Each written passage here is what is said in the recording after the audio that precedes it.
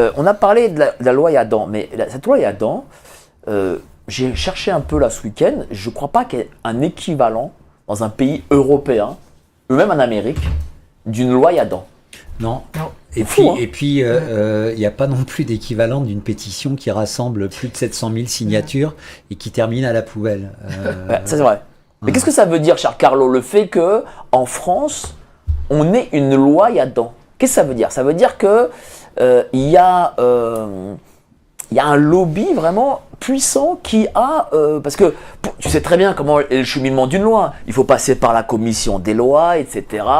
Donc ça veut dire que tout ça, ça a été fait. Ça veut dire qu'au sein de l'Assemblée nationale, il y a des députés qui ont été favorables, et une majorité de députés qui ont été favorables à cette loi, etc.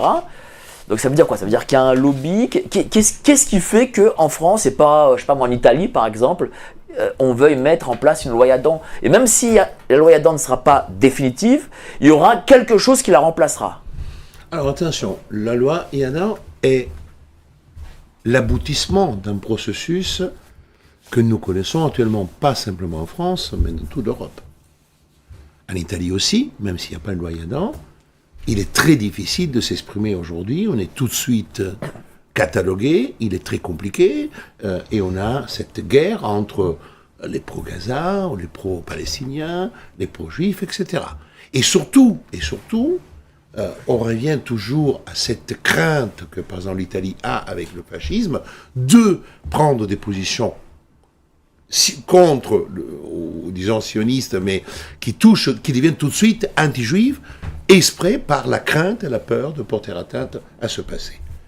La loi Yadan est une loi et l'aboutissement donc d'un processus qui fait que, on veut absolument trouver tous les moyens aujourd'hui pour canaliser ce qui se passe au niveau de l'information et des réseaux sociaux. Les réseaux aujourd'hui sont le premier ennemi, selon le pouvoir, l'élite, de la démocratie et de la République. Et ça, c'est un point fondamental. Les États-Unis, je rappellerai à tous que le premier amendement empêche toute limitation dans la liberté d'expression. Tu te lèves le matin et tu dis « fuck Israël », tu as le droit de l'écrire, de le dire, et personne ne peut t'interpeller, sauf si après tu délivres une menace grave, personnelle, alors là tu dépasses. Mais quand il s'agit d'expression, tu peux le faire.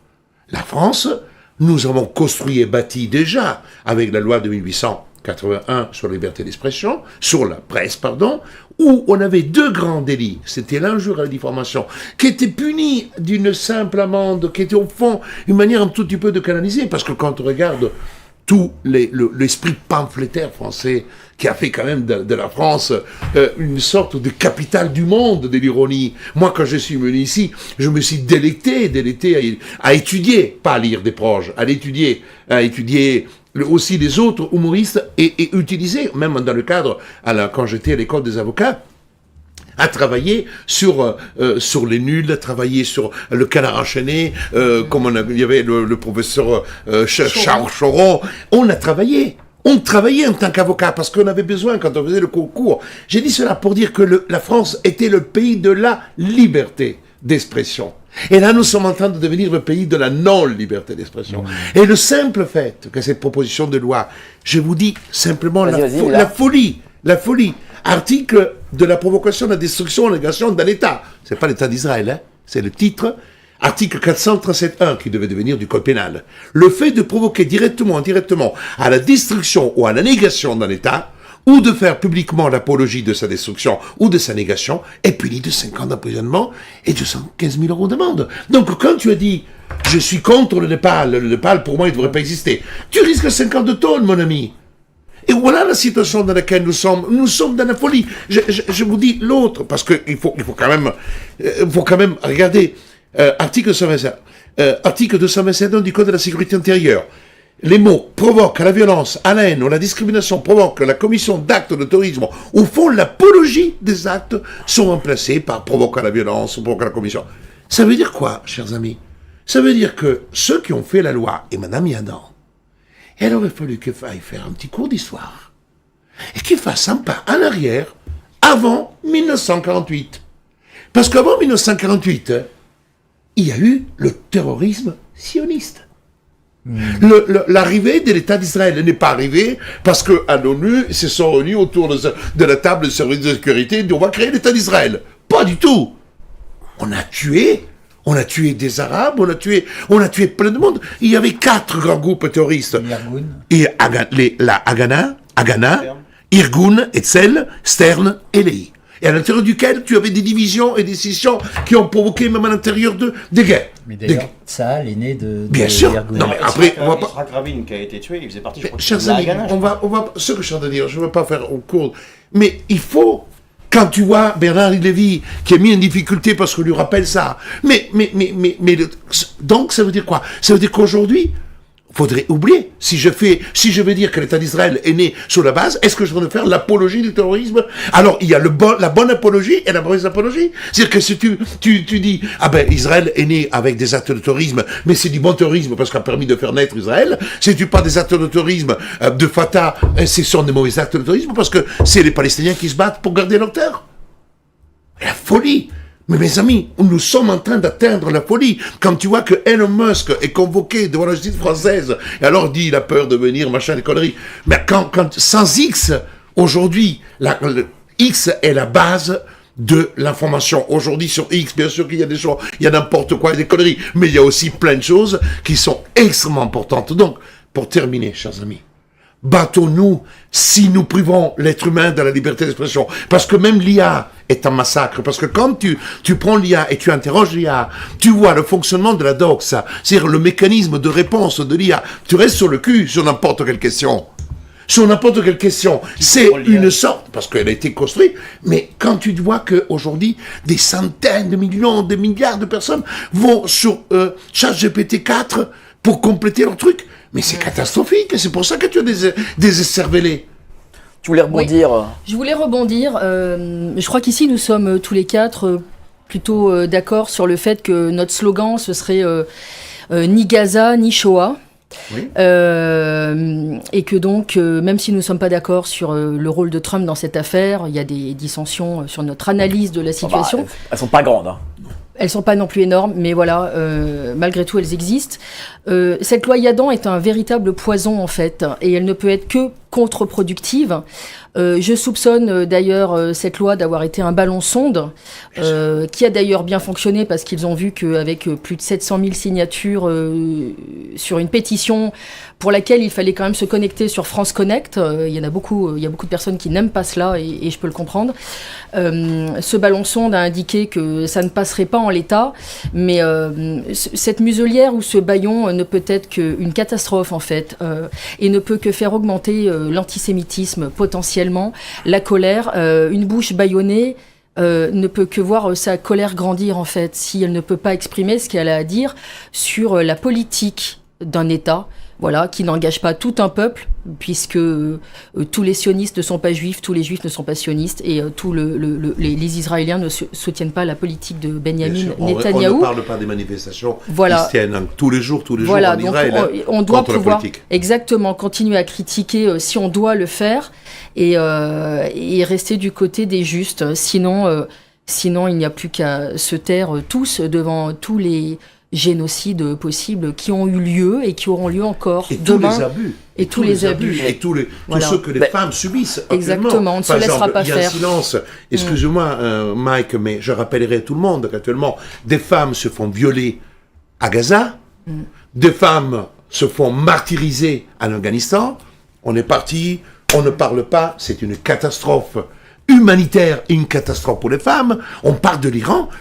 Mais l'Iran, la réalité de ce que je connais, il y a bien sûr des choses graves qui sont passées, il y a bien sûr des femmes qui sont martyrisées, mais pas comme. Et pourquoi? Et parce que l'Arabie Saoudite est un lieu de grande liberté pour les femmes.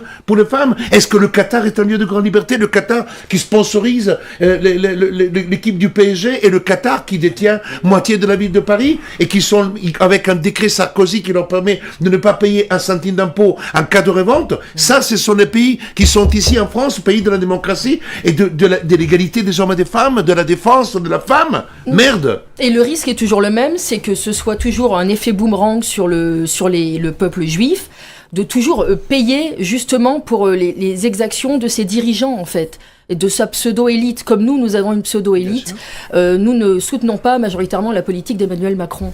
Il y a un avant et un après 7 octobre. Bien sûr. Bien sûr. Est-ce que le 7 octobre permet de justifier, justement, aux yeux du législateur? Le 7 octobre, non. Attendez, avant le 7 octobre, il y en a eu plein des 7 octobre quand même au Proche-Orient qu'on oublie. Hein. Moi, je suis pas en train de minimiser le 7 octobre ni quoi que ce soit. J'ai déjà parlé, j'ai déjà dénoncé en long, en large, en travers les agissements du Hamas et compagnie, même du Hezbollah. C'est pas ce que je dis ici, qu'on me comprenne pas de travers. Mais avant le 7 octobre, mais qu'est-ce qui se passait tous les jours avec les Palestiniens? Qu'est-ce qui se passait toujours avec les Libanais? Faut voir ce qui s'est passé chez nous, les gars. Faut aller creuser. Tous les jours. J'ai été casque bleu, moi, au Liban Sud.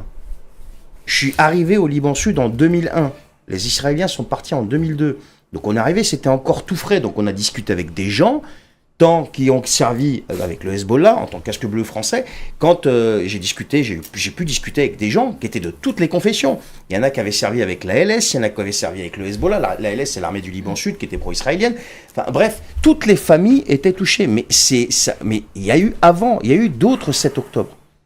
Maintenant, ici, le problème qu'on a, c'est qu'on a deux problèmes. Là, déjà, avant de reparler de la loi Yadan, parce que c'est intéressant de savoir qui l'a appuyé. Est-ce qu'elle a tweeté Madame Yadan le 16 avril je veux dire, ici, toute la politique, enfin comment on appelle ça, le complexe politico-médiatique, si tu veux, s'est mis en branle et a balancé le narratif qu'il fallait mettre en avant, comme ils ont fait pendant le Covid. Et comme ils sont en train de nous faire encore là, avec l'Iran. Hein. Donc c'est toujours le même principe, c'est toujours la même façon de faire, en fait. Et pour en revenir à la loi Yadan, il y a quand même Aurore Berger, Elisabeth Borne, Gabriel Attal, Sylvain Maillard et 90 autres députés qui sont co-signataires principaux. C'est énorme, c'est énorme. Justement. Et le 16 avril 2026, Madame Yadan tweet « Victoire, je me félicite d'avoir obtenu du gouvernement un projet de loi reprenant l'intégralité des mesures de ma proposition de loi. » Comment t'expliques que 90 députés ont co-signé? Mais parce que le pouvoir est un éternel faux cul. Il faut dire les mots. Tu peux pas avoir un Jean-Noël Barrot qui se fait virer je sais plus comment ça s'appelle, le complexe qui est géré par les Français à Jérusalem, et venir, son parti, tu vois, je veux dire, co-signer une loi pareille. Tu peux pas avoir un Jean-Noël Barrot qui est là, comme livide, à une émission sur Radio J, où, je sais plus comment il s'appelle le journaliste, il lui pose la question sur le soldat français qui est mort et sur les 3 autres blessés, s'ils ont été pris en charge par... Il est même pas au courant de quoi que ce soit. Et à côté de ça, t'as le même Jean-Noël Barrot qui se dresse soi-disant à l'Assemblée nationale contre Israël, contre la vente d'armes et compagnie. Et à côté de ça, tous les faux culs de la République, ils sont en train de signer un projet de loi qui va à l'encontre de tout ce qui représente la liberté d'expression dans ce pays. Donc tu comprends ce que je veux dire? Donc c'est pour ça, on est dans un double standard, dans un double jeu qui est très dangereux, parce que j'imagine pas une seule seconde un Jacques Chirac, qu'on l'aime ou pas, même un Dominique de Villepin, tout ce que tu veux, donc des mecs qui avaient une stature d'homme d'État. Rappelez-vous Chirac, ce qu'il a fait à Jérusalem quand même. Est-ce que vous imaginez un Emmanuel Macron oser faire le 10e de ce qu'a fait Chirac à Jérusalem? Bien sûr que non. Pourquoi ça n'arrivait pas à l'époque de Chirac, tout ça? Je vous pose la question. J'ai posé cette question au bon tweet français. De toute façon, il a les lunettes de soleil, donc il est anonyme. Il peut se permettre de le dire. Et je vais être politiquement incorrect sur la question. Pourquoi? Est-ce que... parce qu'il y a des lobbies juifs, voilà, faut dire les choses, qui sont... aux manettes. Est-ce qu'il y a une culpabilité de l'Holocauste peut-être en France, ce qui est possible aussi avec les Drancy, les rafles, etc. Comment on l'explique? Parce que là on n'explique pas là. Il y a un peu de tout. Il y a évidemment le problème de culpabilité. Alors je crois que c'est rien par rapport à l'Allemagne, mais bon, voilà. Mais après, il y a un truc un peu générationnel, c'est-à-dire que donc on parle de Chirac, de Villepin, etc. Mais il faut pas oublier que même Mitterrand, que je porte pas spécialement dans mon cœur, avait dit que jamais il s'excuserait de quoi que ce soit de la France vis-à-vis d'Israël. Mais ce qui s'est passé, c'est que, je sais pas, moi, depuis quelques années, tous les gens qui nous dirigent, c'est tous des young leaders, donc ils viennent tous des programmes de la CIA, qui, à mon avis, sont pas mal liés avec l'État d'Israël. À côté de ça, qu'est-ce que je voulais dire, un autre truc? Oui, regarde, prends un exemple comme Valls. Valls, au début de sa carrière, il était pro-palestinien, voilà. Et à un moment, il s'est fait retourner comme une crêpe pour devenir le plus sioniste que n'importe quel juif. Et pourquoi? Parce que, allez, je vais mettre les pieds dans le plat. Parce que Soral, est-ce que quand Soral il dit ce qu'il a dit, il a raison ou pas? Il a dit plein de choses. Oui. Non, mais sur le fait qu'il y ait un État dans l'État. Écoute, quand tu vois que le passage obligé pour te présenter à la présidentielle, peut-être presque au même niveau que les 500 signatures, c'est le dîner du CRIF. Ouais, à un moment, tu dois reconnaître, enfin, c'est juste objectif.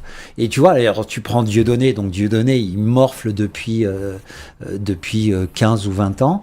Voilà, alors on pourrait se dire, bon, c'est un cas, machin, peut-être qu'il a exagéré, pourquoi pas? Moi, je trouve pas, mais bon. Mais tu vois que là, Blanche Gardin a dit, tiens, bon, peut-être que là, les Palestiniens, ils morflent quand même pas mal. Et maintenant, elle peut plus payer son loyer. Elle est obligée de déménager, etc. Donc oui, il y a un... Comment dire? Je sais pas, et encore une fois, c'est pas une histoire de juifs, etc. Il y a un lobby sioniste, on va dire, qui a un pouvoir très important en France. Il y a quelque chose qui me semble important à rappeler. Avant, il y a eu la diaspora, et avant la création de l'État d'Israël, la survie du peuple d'Israël se fait dans le monde à travers un mécanisme de connexion. De connexion, c'est-à-dire qu'il y avait le fait d'être juif, le dénominateur commun. Dans chaque État où il y avait des juifs, il y avait la connexion religieuse qui faisait que les personnes étaient unies à travers cette connexion. Mais pour sauvegarder la présence, il a fallu créer des mécanismes de cercle. Et c'est la théorie des cercles. Quand tu prends un cercle juif, que tu prends aux États-Unis, tu prends la loge, la grande loge maçonnique juive, qui explique très bien Stéphane Blay dans son livre. Je ne me rappelle plus le nom, mais c'est la. Le nom. Le B'nai Brit. J'ai toujours du mal à prononcer. La franc-maçonnerie juive, c'est B'nai Brit. La B'nai Brit. Et aux États-Unis, et Stéphane Blay le explique très bien dans son livre sur la vérité, que peut-être ça a été la cause de sa mort, même si je ne suis pas un spécialiste de Stéphane dans ce sens-là. Ce que je suis en train de dire, c'est que le mécanisme de connexion pour sauvegarder la survie du peuple juif dans l'histoire de l'humanité et dans l'histoire, surtout après la disparition, a été ça. Apprendre à gérer dans le mécanisme des cercles et avoir des juifs présents dans chaque cercle de pouvoir, etc. Donc, cette manière-là, qu'on pourrait appeler une manière un peu mafieuse, excusez-moi ce terme-là, parce que le mécanisme mafieux en Sicile, il n'est pas né comme quelque chose de délinquant. La mafia sicilienne, au début, c'est un mécanisme de survivre d'une certaine partie du peuple qui crée un tissu de liens ou de réseaux pour qu'il y avait les changements, il y a eu les Arabes, les monarchies. Dans le parrain, bien sûr, et c'est ça qui est intéressant. Et après, il devient quelque chose qui se traduit et il devient délinquant. Mais à la base, ce n'est pas le cas. Donc, ce que je veux dire, c'est qu'il est très important que, pour comprendre le présent, si nous ne faisons pas un chemin historique pour comprendre ce que nous sommes en train de vivre, nous sommes aux généraux qui se présentent, qui disent des conneries depuis un mois et demi, autour des tables, parce qu'ils passent leur temps à raconter des conneries. Et normalement, il faut un peu d'histoire, parce que je connais l'école de guerre et l'école militaire, il faut quand même des cours, mais ils les oublient. Ils sont là en train de parler des missiles, le nombre de cuirassés, d'avions de chasse. Et c'est une connerie monumentale.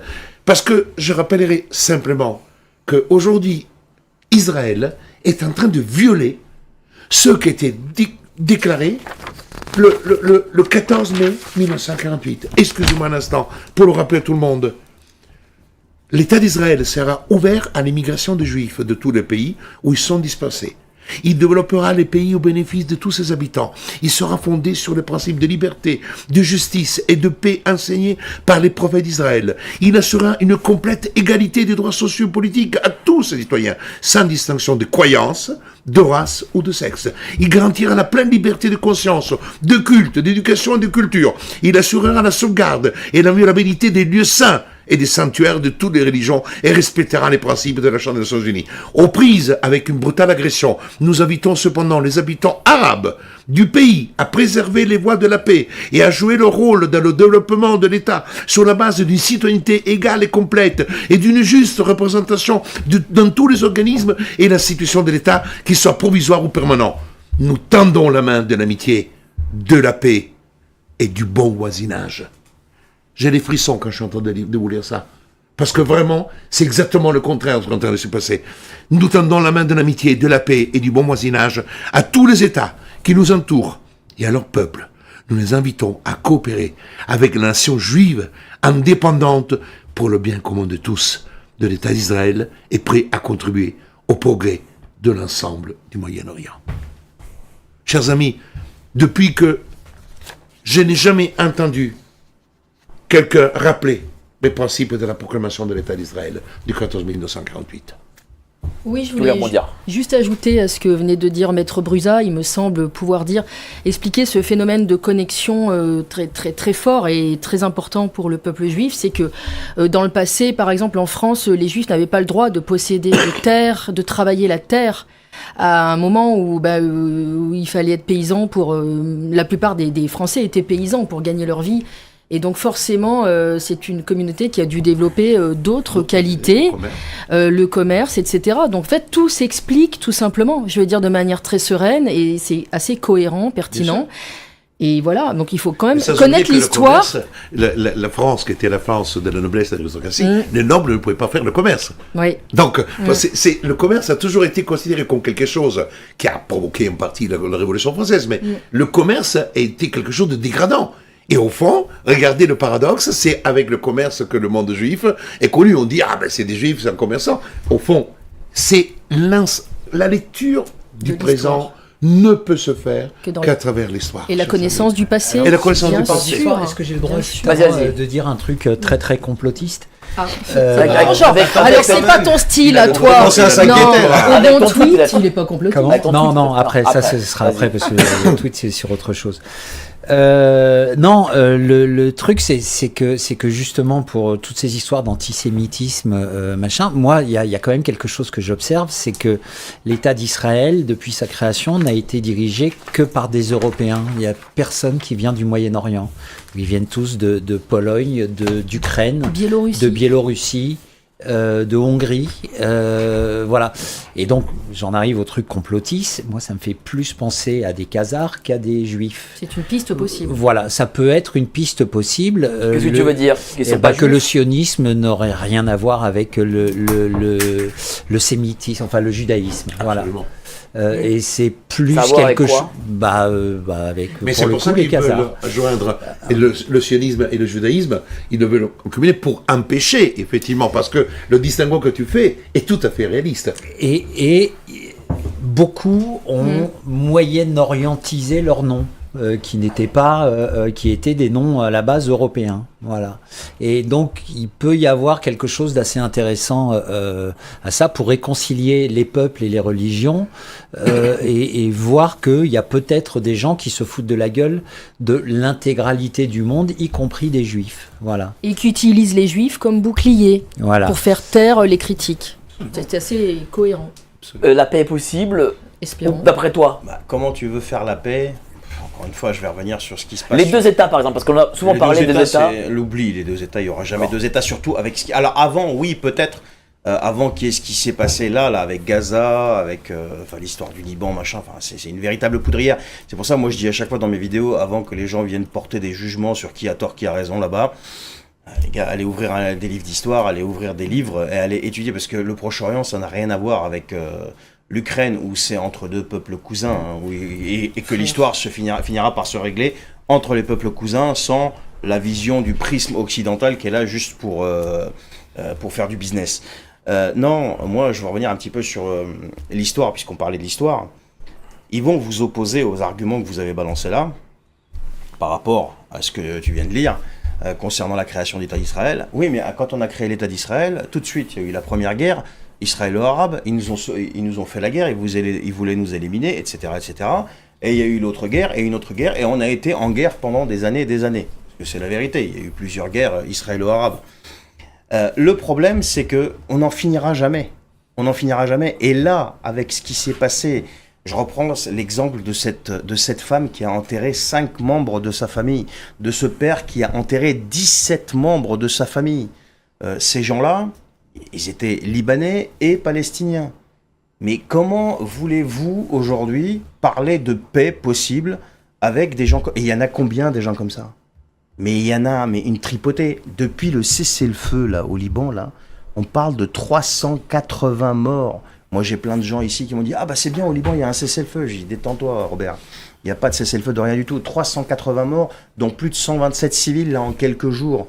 On retrouve jusqu'à présent des gens sous les décombres. Ils ont retrouvé aujourd'hui des bagnoles qui étaient enfouies sous le pont de Cassimillier, le seul pont sur les 9 qui relie le sud Liban au reste du pays, qui tenait à peu près encore debout, qui est quasiment plus debout.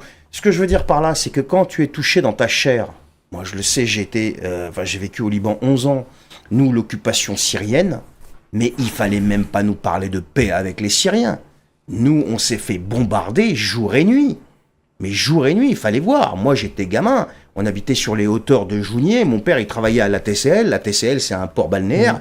J'étais haut comme 3 pommes. Je prenais une jumelle pour m'assurer que la Renault 18 bleue de mon père avait traversé le tronçon de route pour arriver jusqu'au boulot. Mais quand tu as tous ces trucs-là dans ta tête, Mike, et moi, je m'estime chanceux, béni des dieux, parce que j'ai pas subi les drames épouvantables que les gens sont en train de subir.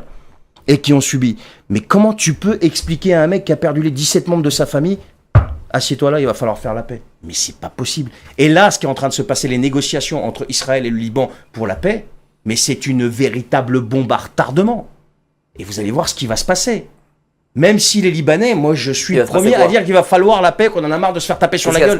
Mais parce que tu as une énorme partie du Libanais, une grosse partie de la communauté chiite qui ne veut pas la paix, et pour cause, parce que ces gens-là se sont fait massacrer, il faut dire les choses comme elles sont, et tu as une autre partie des Libanais qui veulent la paix parce qu'ils en ont ras-le-bol, et je les comprends, parce que moi je suis aussi partisan de la paix, mais aujourd'hui, dans la tête des gens qui ont subi tous ces drames, il est strictement impossible de parler de paix tout de suite. Tout de suite, c'est humain, c'est comme ça. Excusez-moi un instant, j'ai lu un article ce week-end qui est écrit en Italie, qui disait que la paix ne sera pas possible parce qu'on a répondu à un acte de terrorisme avec du terrorisme.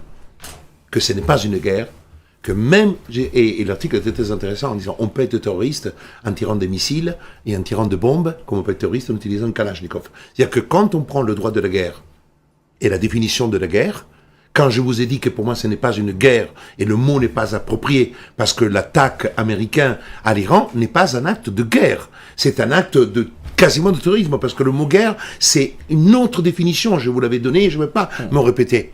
Et en réalité, quand tu prends le terrorisme, quand tu prends le langage qui est utilisé, on va leur faire peur, on va bombarder ça, comme ça ils ont peur, comme ça peut-être le peuple va réagir, etc. Les gens, même ceux qui gèrent vont avoir peur. C'est un langage du terrorisme. Le terrorisme, c'est inculquer la peur et générer la peur quand on commet des actes. Juste une précision. 10 secondes. Et d'ailleurs, je ne sais pas si vous avez entendu Meir Habib il n'y a pas longtemps là. Il parlait de la Turquie qui représentait une menace pour Israël. Bien sûr, bien sûr. Moi, là, c'est pour ça que tu me parles de paix. Je te dis, qu'est-ce qui va se passer après? Parce que, alors c'est peut-être du complotisme, j'en sais rien, appelez ça comme vous voulez, mais quand j'entends un ancien député de la nation française, normalement, venir nous expliquer que la Turquie représente une menace pour Israël, Erdogan, attention. L'Empire ottoman, attention. Je vous assure, attention. Les Turcs, c'est les Iraniens en pire.